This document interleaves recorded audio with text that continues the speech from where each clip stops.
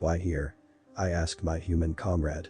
We stood in front of an ornately carved piece of marble, in front of which two human marines paced back and forth in dress uniforms, holding ancient projectile weapons made of wood. I was a visiting dignitary from the Ataxan Republic. After humanity had resoundingly crushed the Tixer-Hakara, they had become a dominant force in the galaxy. Leaders in many new technologies, they had captured from the Tixer-Hakara and put into production for themselves. And they were universally known as the last species in the galaxy to mess with. They were small, these humans. And smelly. And to be frank, their cuisine left something to be desired. But their concepts of honor, courage, respect, they were instilled in their warriors. Interestingly enough, they do not have a warrior caste. Instead, their military is all volunteer, except in times of the greatest conflict. My human guide had become rather stiff, and I was concerned that he was undergoing a bit of a seizure or something of the like, until I noticed.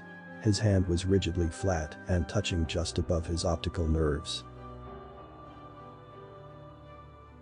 He lowered his hand and relaxed. "You mean, why did we stop here?" he replied, his translator spitting out near-perfect Ataxan. This was the point where the Tixer-Hakara were stopped in their invasion of Luna, wasn't it? "Yes," he admitted. "Why here? This isn't a particularly defensible position," I noted. Despite the ignominy of our defeat at the hands of the ruthless invaders, we Ataxans prided ourselves on our tactical genius. We made up a large percentage of the higher echelons of the Allied galactic military. "Because this is special," my guide said. "This is the tomb of the unknown soldier." "The what?" "Warriors who died, whose bodies were found, but we could not name.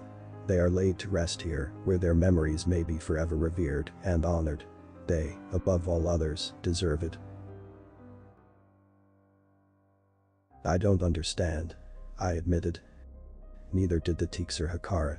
"This is the new tomb, dedicated especially to those who die in space. There's a prayer written on it. Would you like to hear it?" "Yes," I half asked. "O Lord, grant me this prayer.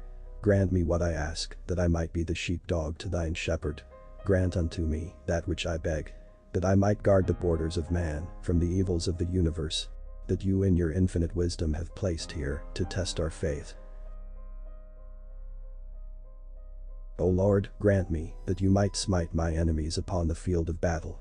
And if that be too much to ask, grant me the angels of heaven, that they might fight beside me on the field of battle.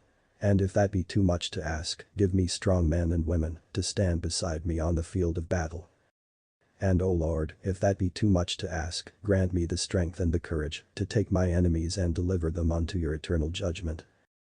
And Lord, if you will not grant me that I might take my enemies to their graves, then grant me absolution.